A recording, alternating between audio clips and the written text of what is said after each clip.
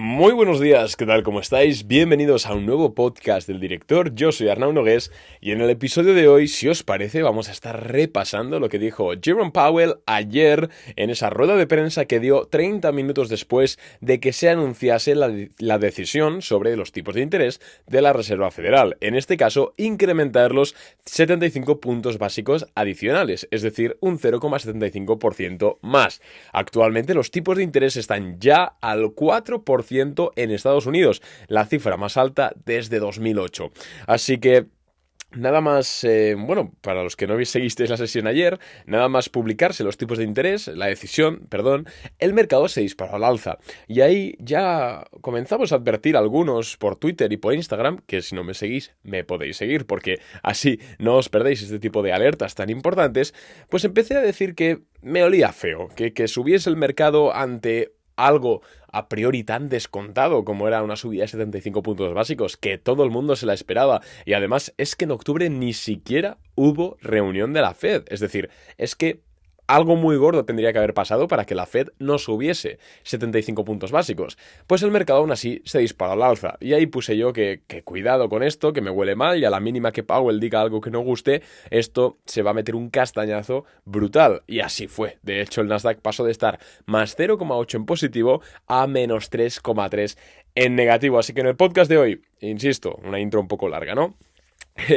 Vamos a estar analizando lo que dijo Powell, si es para tanto, si no es para tanto, si el mercado va a caer más, si no va a caer más, qué estamos haciendo en Boring Capital, qué estoy, pues recomendando a mis familiares, a clientes, a quien sea, y pues un poquito también, como siempre, mi opinión. Así que vamos a darle caña. Ya en la intro, la verdad es que normalmente hago una intro pequeña y luego empiezo a comentarlo todo, pero la verdad es que me he extendido bastante, así que no voy a volver a comentar todo lo del principio, sino que voy a ir directamente a la chicha. Y la chicha es ¿qué carajo dijo Powell para que el mercado de repente se metiese un sopapo de un 3%?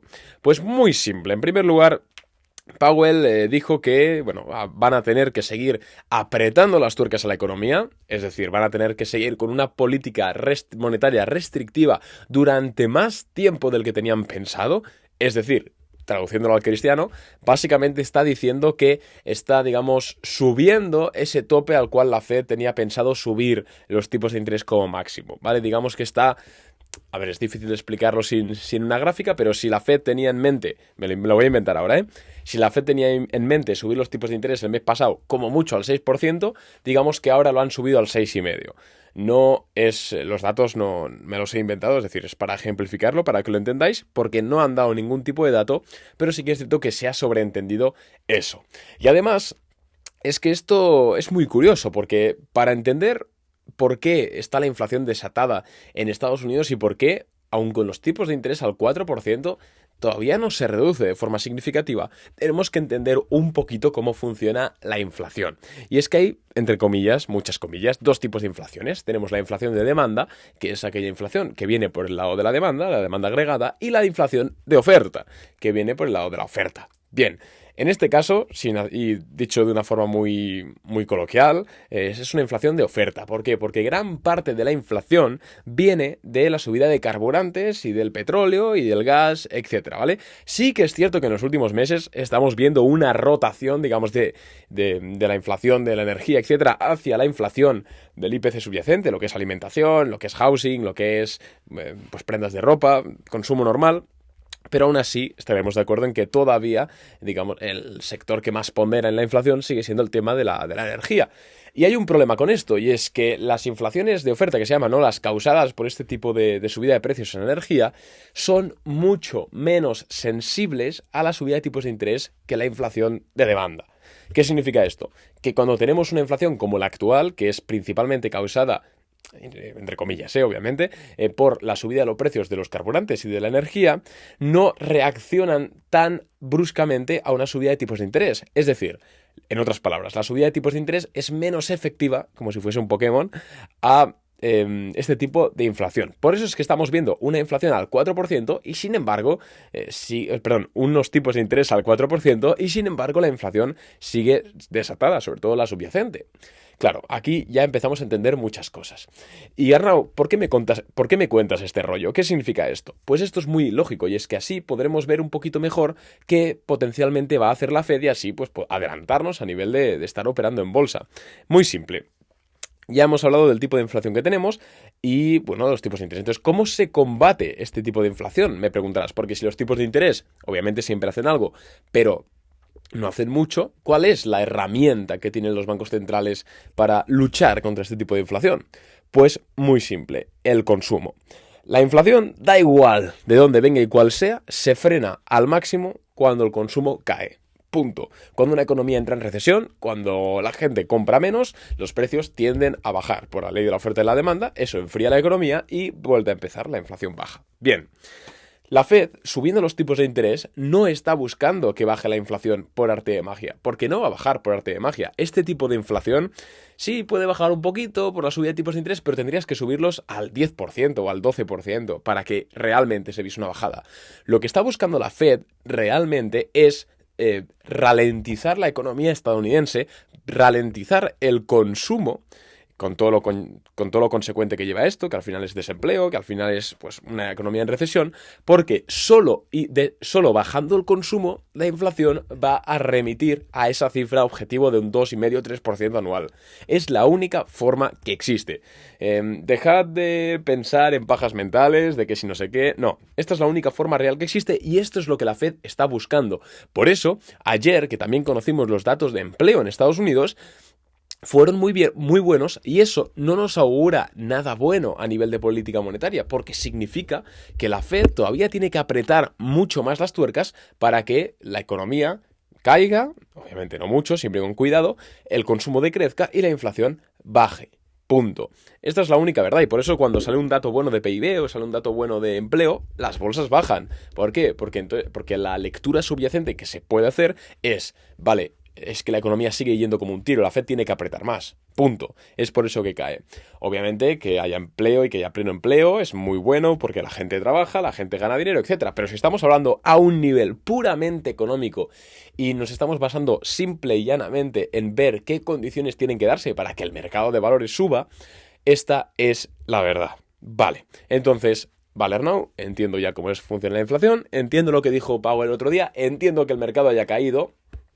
¿Qué hago? ¿Qué estás haciendo? ¿Estás comprando? ¿Me recomiendas? Bueno, recomendar, ya sabéis que yo no recomiendo nada a nadie, ni en bolsa, ni en ninguna cosa.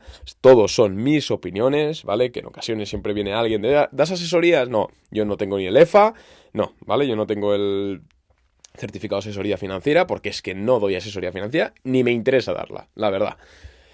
Eso que quede claro, ¿vale? Cierro paréntesis. Pero bueno, Arnau, dame una opinión. ¿Qué estás haciendo? ¿Qué crees que se puede hacer? ¿Es buen momento para empezar a comprar o comprar más acciones a largo plazo de estas que hemos hablado, ¿no? Google, Adobe, que son buenas empresas a valoraciones interesantes.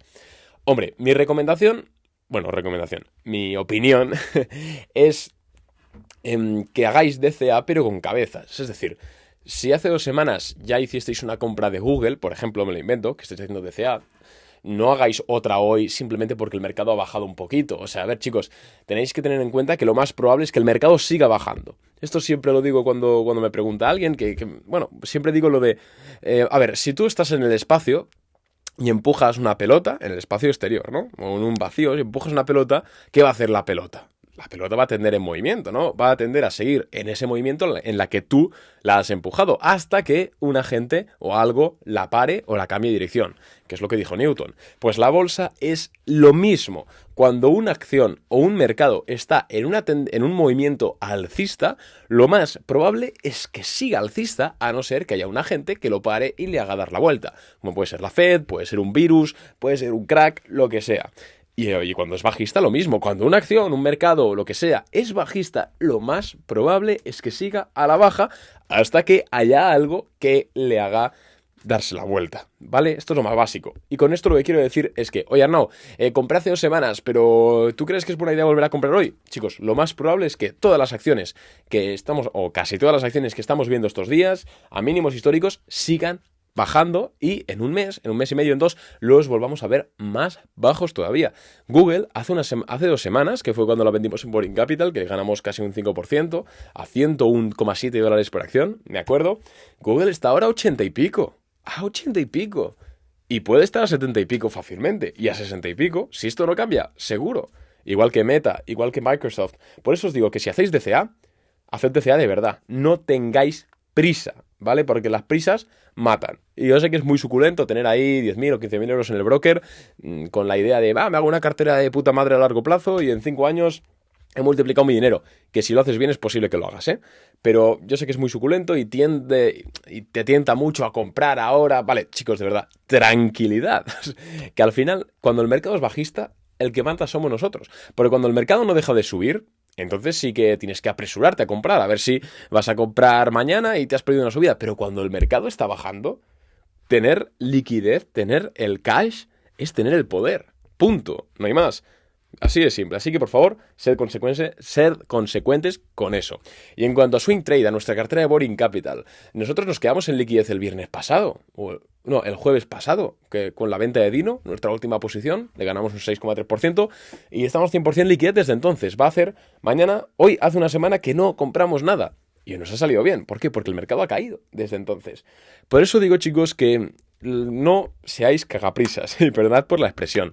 Pero cuando el mercado está complicado y es bajista, tú tienes la pelota en el tejado. Tranquilidad. Estamos viendo un par de acciones para swing, por supuesto, roturas, VCPs, cap and handles, nos gusta. Hoy he presentado resultados, una que la estamos mirando muy de cerca. Pues sí, si presenta buenos resultados y nos agrada y entra volumen y rompe, entraremos, por supuesto que entraremos. Pero es que si no, no pasa absolutamente nada. Lo he dicho 1000 veces, la bolsa va, antes que de ganar dinero, va de no perderlo. Muy importante. Y eso estoy haciendo a nivel personal. Estoy mirando acciones, como siempre, como todos los días de mi vida, como todos los días de los últimos ya casi 6 y pico, 7 años. Así que nada más, chicos, de verdad. Y no os preocupéis, de verdad que no os preocupéis. Y eso sí, tomad decisiones de forma consciente. Un abrazo, chicos.